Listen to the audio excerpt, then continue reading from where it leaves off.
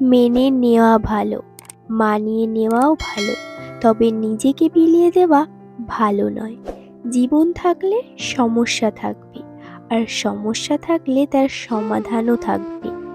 ছোটবেলায় চোখ বন্ধ করে সবাইকে চিনে নিতাম, আর বড় হয়ে চোখ খুলেও পারি না। পৃথিবীতে সবচেয়ে অদ্ভুত মানুষ হয়তো আমরা। নাটক দেখে কাঁদি, আর বাস্তবতা দেখে হাসি। অবহেলা পেলে মানুষ মরে যায় না, হয়তো খুব কষ্ট হয়, ভিতরটা ভাঙতে ভাঙতে দেখবে একদিন সেই মানুষটা অনেক মজবুত হয়ে গেছে। মা ছাড়া কেউ বুঝলই না কোনটা রাগ, কোনটা অভিনয়, কোনটা ভালোবাসা, আর কোনটা যে। মনের দিক থেকে আমি ভালো, কিন্তু মুখের ভাষা নির্ভর করছে তোমার ব্যবহারের উপর। নিজেকে শক্ত করে গড়ে তোলার জন্য ধাক্কা খাওয়া অনেক প্রয়োজন। মেয়েরা তাকেই তার শরীর ছুঁতে দেয় যে তাকে তার খারাপ সময় ছেড়ে যায়নি, যে তাকে শুধুই মন থেকে ভালোবেসেছে, চেহারা দেখে নয়। অতীত নিয়ে ভাবতে ভাবতে আমরা আমাদের ভবিষ্যৎটাকেই শেষ করে ফেলি। হতাশা নয়, জীবনকে ভালোবাসো। জীবন তোমাকে যে কোনো সময়ে সেরা উপহারটি দিতে পারে। একসাথে হাসার মানুষ তুমি অনেক পাবে, কিন্তু তোমার কান্না শুনে কষ্ট পাবে এমন মানুষের সংখ্যা অনেক কম। সুখী মানুষ কখনো দুঃখী মানুষের কষ্টের লেখা গল্প বুঝে উঠতে পারে না।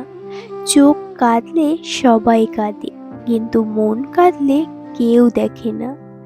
জীবনের কঠিন সময়ে যখন নিজেকে একাই চলতে হয়, তাহলে ভালো সময়ে আর তাদের দরকার কি? ঘষে মেজে মুখটাকে নয়, মনটা সুন্দর করো। কালো হলেও মুখের কাটিংটা বেশ ভালো, এই কথাটির মতো অপমান বোধহয় আর কিছুই নেই। প্রকৃত ভালোবাসা তো সেটাই, যে ভালোবাসায় ঝগড়ার পরেও কেউ কাউকে ছেড়ে বেশিক্ষণ থাকতেই পারে না। ভালো বই আর ভালো মানুষ তাড়াতাড়ি বোঝা যায় না, সেটাকে পড়তে হয়, তাহলেই তাকে বোঝা যায়।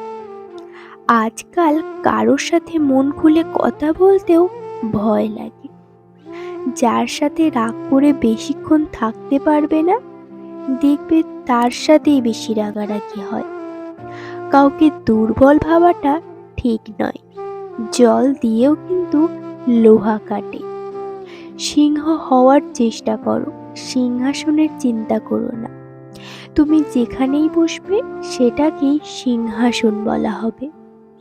পরিশ্রম করলে শরীরটা খারাপ হয়, তবে তোমার ভবিষ্যৎটা নয়।